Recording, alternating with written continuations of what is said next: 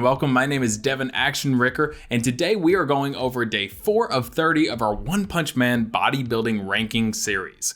So we can see already that we have Darkshine as the Mr. Olympia of them all so far. He is the best bodybuilder of the whole series so far.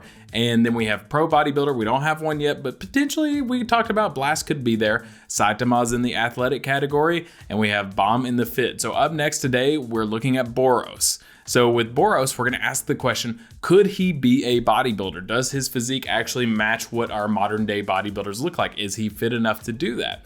Then we're going to say, if he could be, where would he rank within all of the One Punch Man characters? And then after that, we're going to be looking at some of your fitness questions that you left in the previous video. So if you have any fitness questions, anything related to that, feel free to leave them in the comments down below, and we may just get to it in the next video. So let's see here. Let's go ahead and take a look at Boros. So we can see that he's absolutely massive. He's gigantic. He's actually 7 foot 10 and a half. And you can actually see that him compared to some of the other characters right here. I mean, just look at him compared to, we have our normal characters like Saitama, and then we have Darkshine, who is absolutely massive as well, as we talked about in a previous episode, but he stands even taller than him. Now, Darkshine was over 500 pounds, and they look fairly comparable as far as like weight goes. I think Darkshine's got a bit more muscle mass than him, but it's so funny because it says that Darkshine is like 7'9", and then he's 7'10", but he looks like he's like 2 foot taller because of his hair. And I was questioning that earlier, but if you cut out the hair, it does look like maybe he's just a touch taller. I still think that's more than just an inch, but we'll just say he's 7'10". So if Darkshine is weighing in over 500 pounds, then he's probably going to be in the mid 4s, maybe high 4s or so. So he's a massive character. He could even be over 500. So if we look at more pictures of his physique, obviously he's not human, so it's going to be hard to judge him based on a human perspective in bodybuilding, which is what all of bodybuilding is. Wouldn't that be weird if you had like non-human bodybuilders like dogs and stuff? Side note, I have seen some really jacked dogs before. Have you seen those pictures of the dogs with the gene that just makes them absolutely ripped? If not, you should look that up. So let's see here. So Boros is, as far as like alien goes, so what we're gonna do is we're gonna look at the shape to his physique. And obviously because he's got somewhat of an exoskeleton going on, it's kind of like when we looked at Frieza in a previous video. We're gonna just give our best estimate as far as like conditioning. So overall, he's got a great shape to his physique. We can actually see he's got extremely broad shoulders. And in fact, they actually overpower his bis and tris. And even so, right here, on top of that, his forearms overpower his bis and tris as well. So in like real life bodybuilding, he would actually points would be taken off for his arms, his upper arms, his bis and tris being a little bit too small to match his shoulders and his forearms. So up next, we can see like his traps are actually pretty good. They really pop out. His chest is really good. All of his muscles are really good. It's just these delts really pop out and stand out even more. And like I said, that could just be his armor, his exoskeleton. Perhaps if you take that off, he would be a little bit more proportioned. But then you look at his lats pop out, making him have a very nice V taper right there. And then right there, his quads really pop, and his calves, those look a lot more proportionate. He has kind of the body of maybe a classic physique division or maybe a men's physique division. He's not really extremely bulky like the open division. So you'll see what I'm talking about right here. Let's see. Okay, so this would be a good example of classic. This is Brian Ansley. He was your former Mr. Olympia. But then you have something like this, like Phil Heath, who was one of the greatest to do open bodybuilding. You could just see he's just absolutely massive all around. And with Brian, with the classic Olympians, you have Chris Bumstead here. Here's a good example of the pictures of them next to each other. This is kind of a little bit distorted, but this is Big Ramy over here, just absolutely shredded and massive, whereas this is classic physique where Chris Bumstead just looks absolutely just aesthetically pleasing, if you will. And then the men's physique division are a little more similar to the classic physique division, but they just wear board shorts instead of posing trunks. So if we go back to Boros here, we see that he has more of a classic physique feel, at least in my opinion. So he's got that really nice X-like shape to his physique. He's got a really small and narrow waist. So that would be the division that I place him in. But how well would he actually do? Well, he's definitely better than He definitely clearly works out. He's better than fit. In my opinion, he's better than athletic. Now, he's definitely at least an amateur bodybuilder. We could say that for sure.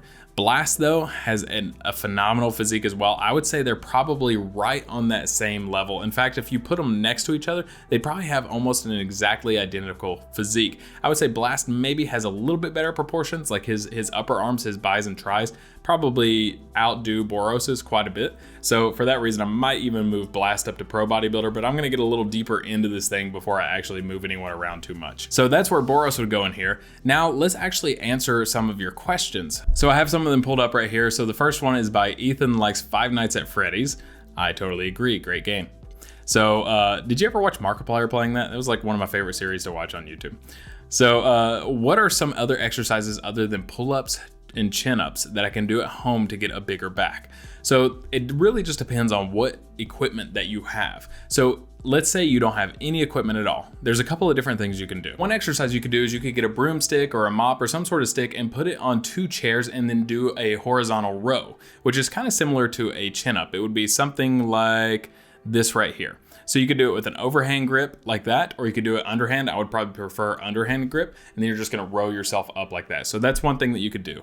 Another thing you could do is you could simply just grab a backpack and then put some weight in it. If you don't have weight, you could fill it up with books, get it to be like 20 pounds or so, and you could do things like upright rows, you could do bent over rows with those, things like that. That's probably your best bet for at home if you have absolutely no equipment at all. Ethan also asked another question, how much cardio is too much?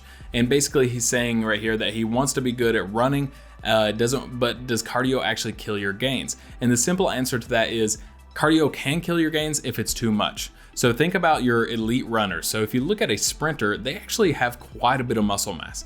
If you look at endurance runners, they usually have almost no muscle mass at all. They're extremely skinny. So somewhere around the sprinter category is when you're still able to maintain muscle mass. Now that doesn't mean that you want to just sprint all the time. If you like long distance running, like I've been getting into a lot recently myself, you just want to do it in a smart way and in a way that doesn't really interfere with your weight training. So for instance, if you're going to go out and run, a 5K, a 10K, or a half marathon or something like that, don't do it on the same day that you're gonna be lifting weights. And if you have to do it, then at least try to separate them by at least 6 hours or so. But what I would encourage you to do is figure out what your ultimate goal is. If you wanna be in overall great shape and you wanna be able to run, then you can do both of these at the same time. But if you wanna be like a big time power lifter or a big time bodybuilder or something like that, I wouldn't recommend running too much. I don't know if you guys have ever heard of the creator Mark Bell, but he created like the slingshot for bench, and he's a big time power lifter. He benched like 854 pounds. Assisted of course, but still bench that.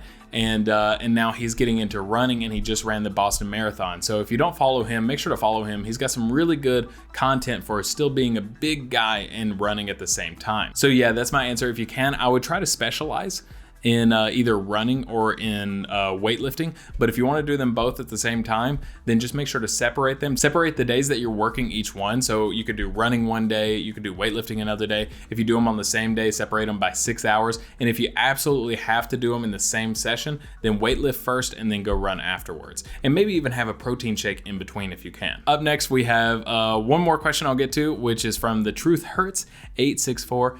Ain't that right? That's sure right. So, do you need to eat vegetables to be fit? So this is a great question. The answer is fit and health are two completely different things.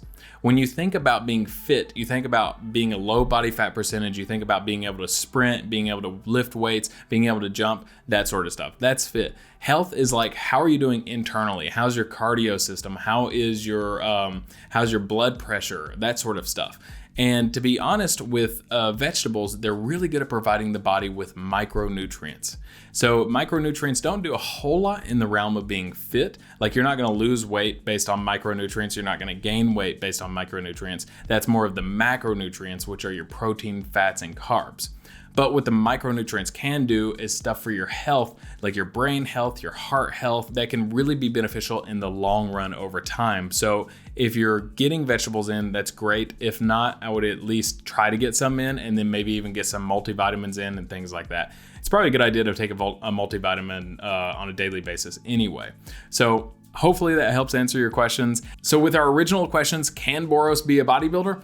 Yeah, probably. But he would probably be in the amateur divisions. And then we got to your fitness questions. So if you have any more fitness questions at all, feel free to let me know in the comments down below.